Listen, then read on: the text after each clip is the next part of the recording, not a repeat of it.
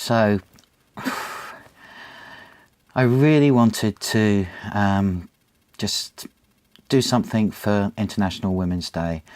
I know a lot of people are going to be sort of like sending out sort of like tweets or messages and that sort of happy International Women's Day. And I don't know about you, and I know that this is not going to go down well. But yeah, coming from Mr. White Guy, 51, you know, it's the sort of time that I turn into sort of Schrodinger's man, as I would say. Do I have the right to even talk about International Women's Day when I look like this? Well, International Women's Day has always been really hugely important in my life since I really became sort of properly politically aware over 30 years ago. And it was indeed 30 years ago this year, 30 years ago today, that I actually went out and properly experienced International Women's Day for the first time in my life.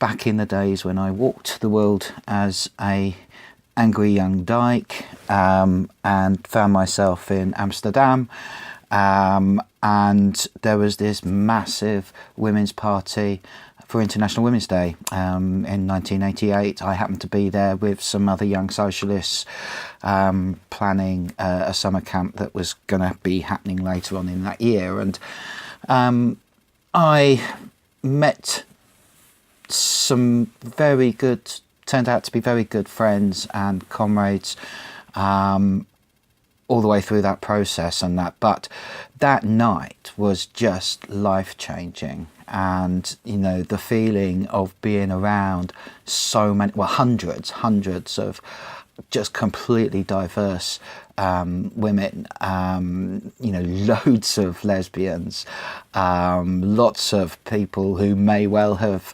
you know, later on described themselves in all sorts of different ways. But, you know, the main feeling of just feeling like I was part of something and part of people like me. And that was a long time ago, and a lot of water has gone under the bridge. And it's also, today marks 6 years since I had my chest surgery as well. So International Women's Day is special, very special to me. And the feeling for me, part of one of the losses through my transition has been that loss of the sisterhood that I felt with other women at the time, around sexuality, around anger at male violence particularly. I mean, this was the late 80s, and we were starting to talk about a lot of the issues that have in recent years, particularly these last sort of few years, have become, you know, saturated with, as more and more people, more and more survivors speak out about their experiences of sexual abuse, primarily from men. Although I will say that, you know, we are becoming more aware of some of the issues around abusive and including sexually abusive behaviour from women as well. So yes, anyway, that's sort of part of, I guess, one of the things I wanted to say, because yeah, losing that sisterhood and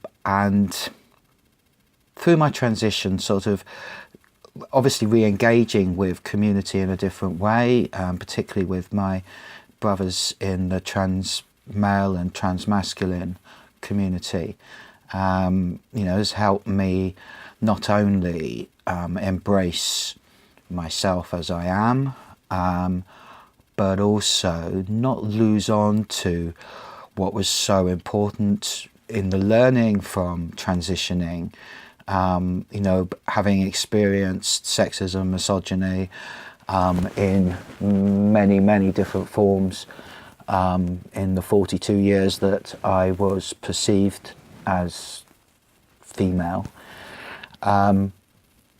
Yeah, having had that experience, you can't unknow that when you then begin walking in the world as a guy.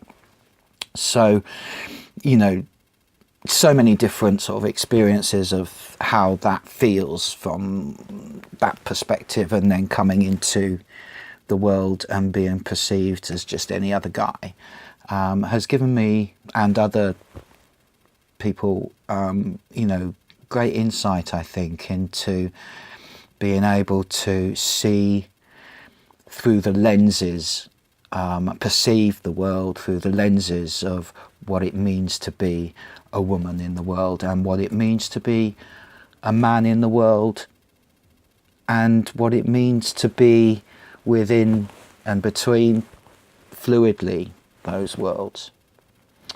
So anyway, I wanted to do a little bit of reading again. Just a couple of very short excerpts from books hugely important to me again, both from Audre Lorde again, because it's International Women's Day, and just I can't think of anybody who embraces the sort of intersectional understanding of what it means, you know, to be experienced in all of your multifacets and aspects of your identity. You know, Audre Lorde for me just really started to open my eyes to that. And I think given where we are now in 2018, because let's not forget it's also sort of like the 30th anniversary of Section 28 this year as well. But given where we are now in the current deeply unpleasant and very toxic debate around trans rights and supposed conflicts with the goals of feminism, you know, I felt it was really important to speak my truth today. Do I have a right to speak my truth on International Women's Day when I am clearly no longer a woman? Yes, I do. I don't feel shame about my experience of being born how I was. You know, I don't feel shame about who I am now. Despite sometimes when you put your head above the parapet on social media as an out, shame-free trans person who speaks their truth and challenges myths and downright lies out there on social media that are perpetrated by some of these anti-trans activists, I think it's really important to speak our truth. You know, today's a day about solidarity between women and from people who aren't women to women as well. You know, it's in all of our interests that we break down the rigid rules of patriarchy. It's in all of our interests that we stand together to make sure that those who abuse their power, whatever position of power they're in, it's a day to remember what that struggle is about, the central critical role that women have in enabling all of us in all aspects of our struggles, and that to be able to come together to be able to sort stuff and that. I mean, you know, the whole aspect of International Women's Day grew out of you know, the movement of incredibly poor working class and peasant women in Russia basically organising around the slogan of bread, peace and land. You know, there was nothing sort of like in there about you know, excluding sort of like certain groups of women. I mean, I'm not saying that back then there wouldn't have been issues. I'm quite sure that there were. But at the same time, what we're seeing today is just appalling. You know, some women, a small group of women, deciding that they will define who is woman and who is not, and that they have the right to police that, and how they are trying to roll us back to the days pre the Gender Recognition Act in this country, using some of the most disgraceful tactics, you know, abusing and harassing particularly trans women, but also some of us trans guys and non-binary people who are also speaking out and challenging them. You know, the level of abuse is quite appalling, and that's not at all what feminism and International Women's Day is all about. International Women's Day is about solidarity. It's about uniting to fight the real issues that we all have to face, you know, our equivalents of bread, peace and land, you know, jobs and housing and, you know, wages and social care and, you know, all the issues that we know unite women, and unite women with men and with everybody, regardless of how you define your gender or your sex or your ethnic background or whatever. It's about solidarity. So, yeah, it's been interesting times to sort of think about International Women's Day, to reflect on what it really means, and to challenge, actually, some of the dreadful, dreadful actions that are currently taking place against trans people. And also, you know, I have to say, you know, it's important that we absolutely don't stoop to the level of vitriol and hate and threats against anybody in this. I mean, people have the right to defend themselves, but we have to retain you know, an assertive but not aggressive unity to be able to sort of like break through this. You know, I don't like to use the word hysterical because it's obviously had a lot of misogynistic interpretations over the years, originally being wandering womb, but as I do still have my bloody womb at the moment, I think I feel okay about using it. Some of the responses is utterly just bonkers, and you know, being spread around schools, like with the transgender trend, information, you know, and some of the sort of seemingly reasonable demands that have been placed on, for example, in the Labour Party at the moment, but I'm not going to get into that. You know, the fact is that, you know, I think the country has moved on in 30 years.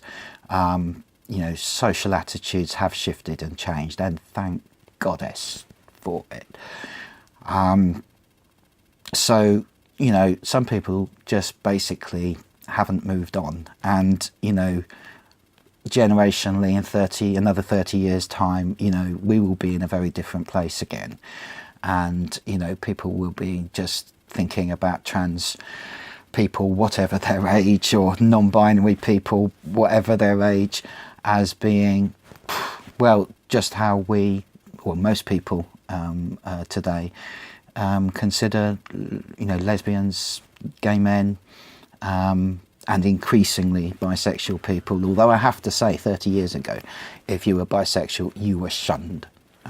So, yes, I do remember coming back from International Women's Day with a pink triangle, because there's the memorial in Amsterdam to the, well, primarily gay men, represented by the pink triangle, and that I think lesbians in unfortunately in the concentration camps had the black triangle that was also associated with if you were designated a common thief or common criminal. And I imagine many trans people also got caught into that as well. So yeah, in fact, one of the first things that the Nazis did was destroy the library in Berlin, which had some hugely rich, important resources that around gender and sexual diversity from early German work, which now is no longer. So difficult times. And, it's important to come back to what the important values are for days like today. So I think without further ado, I'm going to get my first little excerpt from Audre. And this is a book. It's, you see that, Zami. A New Spelling of My Name, and it's Audre Lorde's biomythography. This was the first book that I ever read of Audre Lorde's, and it's as it suggests in the biomythography, it is sort of her storytelling of her story, of her life. And it's a long, long time since I read this, but I first got it from when I lived in Hammersmith and Fulham back in the early 90s. And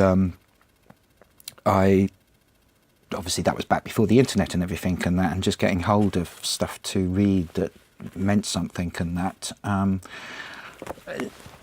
Back in the day, those of you remember, Section 28, loony lefty councils, Hammersmith and Fulham was one at one time, and had actually got a LGBT section in the library. So this is the first book that I read.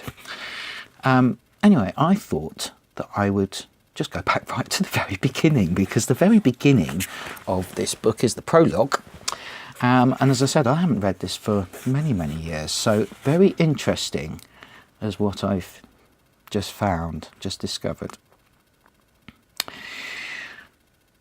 I have always wanted to be both man and woman, to incorporate the strongest and richest parts of my mother and father within and into me, to share valleys and mountains upon my body the way the earth does in hills and peaks. I would like to enter a woman the way any man can, and to be entered, to leave and to be left, to be hot and hard and soft, all at the same time in the cause of our loving. I would like to drive forward and at other times to rest or be driven. When I sit and play in the waters of my bath, I love to feel the deep inside parts of me, sliding and folded and tender and deep. Other times I like to fantasize the core of it, my pearl, a protruding part of me, hard and sensitive and vulnerable in a different way. I have felt the age-old triangle of mother, father and child, with the I at the eternal core. Elongate and flatten out into the elegantly strong triad of grandmother, mother, daughter, with the I moving back and forth, flowing in either or both directions as needed. Woman forever, my body a living representation of other life, older, longer, wiser. The mountains and valleys, trees, rocks, sand and flowers, and water and stone, mating earth. What was interesting to me, going back to that, was just how much I think I've woven into, I hope, who I try and be, who I am, just through the spirit of that. You know, when one of the most ridiculous things at the moment that you'll hear some feminists talk about is transgenderism, the transgenderist ideology. And it's just something that I just can't get my head around. The fact that they think that there is this sort of like monolithic ideology that, you know, we are all trans people who don't agree with them, because of course there are some who agree with some positions of what some of the anti-trans activists are saying. For whatever reasons, that's for them, and I think that they are varied as well. But anyway, that's a small minority of trans people as well, and particularly, I guess, a lot of these things and that are generational, and you know, certainly for people who transitioned many years ago, you know, a lot of the time it was about keeping your head down, and you know, really, I don't know what that must sort of create inside of you, a need to be accepted any which way you can. And I guess, you know, for some people, and that it might be a question of, well, if this is the only way that they're going to accept me, then this is who I have to be. And I guess there's more and more of us now who won't accept that, and why should we? So this issue of self-ID is, you know, most people just do not have a problem with it. You know, it's certainly, we've been self-IDing for donkeys now. And, you know, the questions that, you know, that have been raised in this debate, I think for most people, and that, you know, people like to take people just as they are. And I think social attitudes are changing. And I think in several, you know, maybe, as I say, in 30 odd years' time, again, we will be looking at it in a very, very different way. Yeah, I think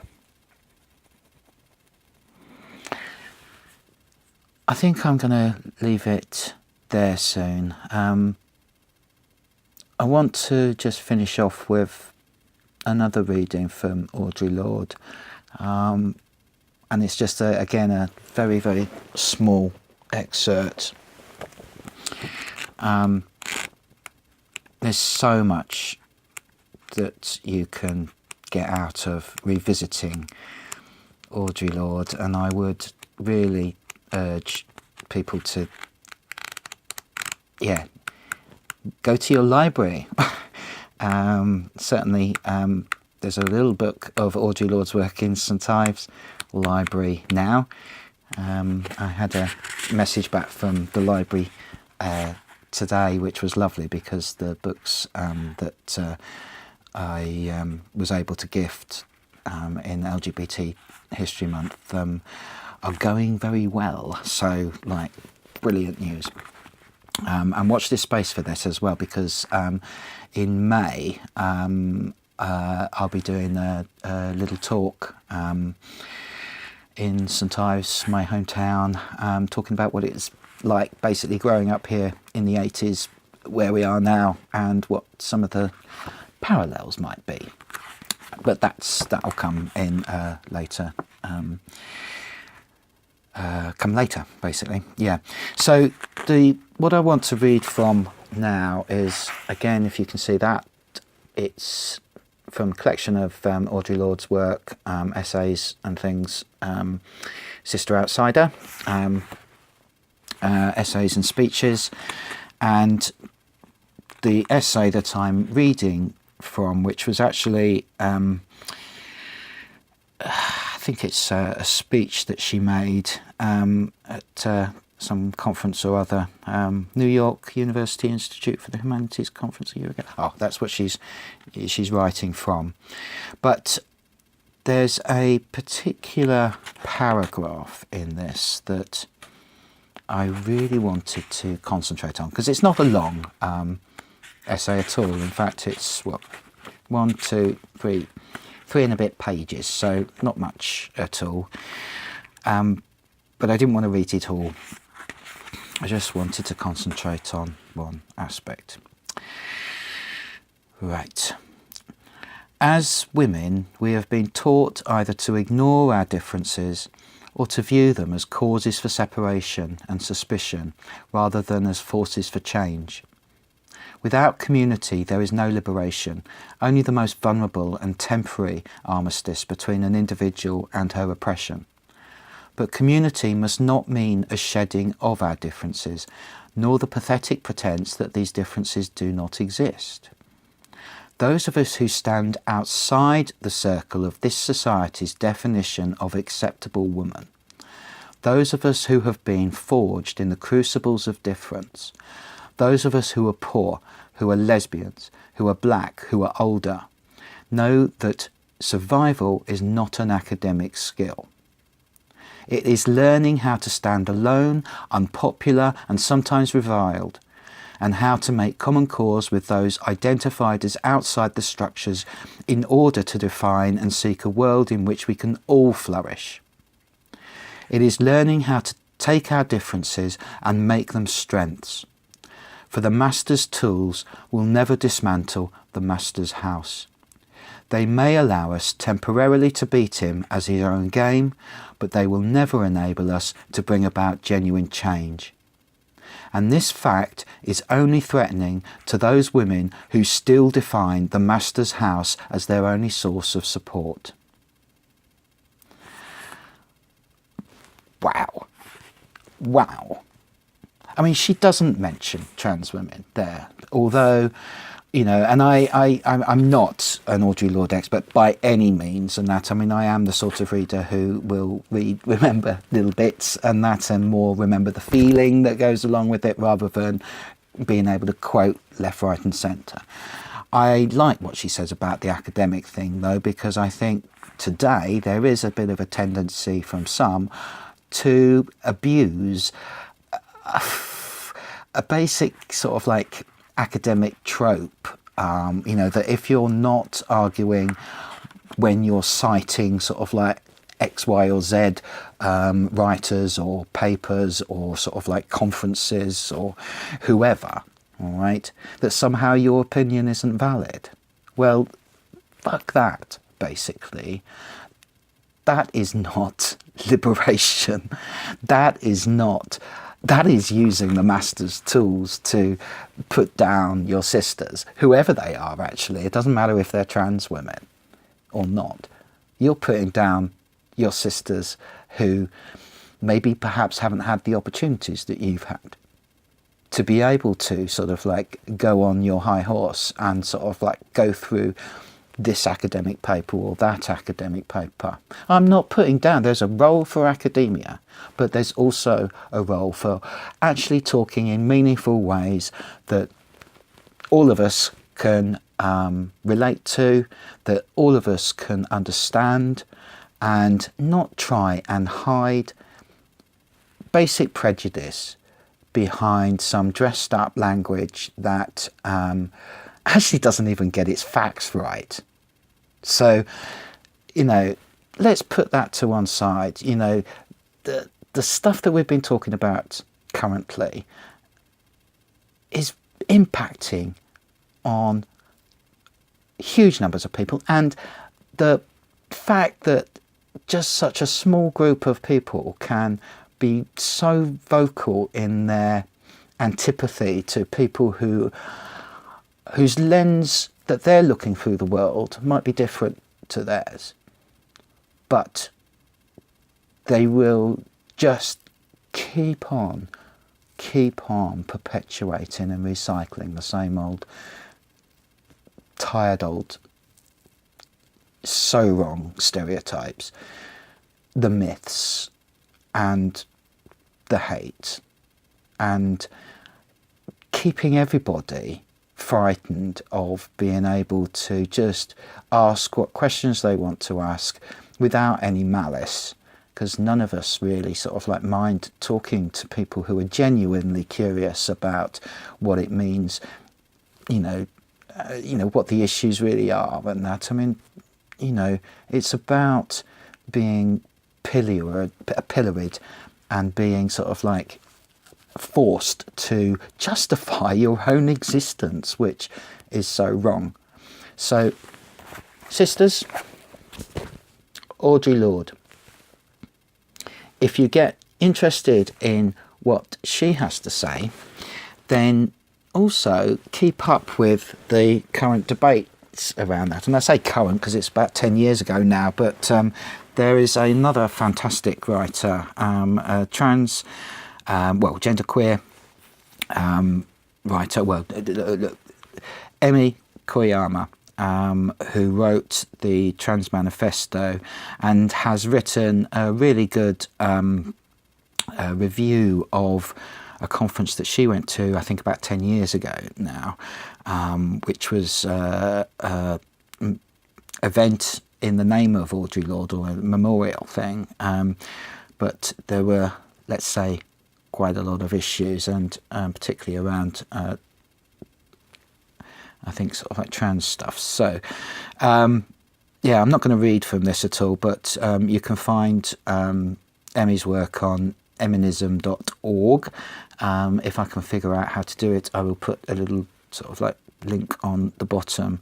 But that's really, really helpful too, and gave me an awful lot of inspiration, that had Audre Lorde, bless her, still been with us today, I think we would know which side of the debate she was on. Anyway, love, and solidarity today. As I said, not happy International Women's Day, but I do hope that you are able to have some joy in the struggle too. So good to have a very long chat tonight. And see you again.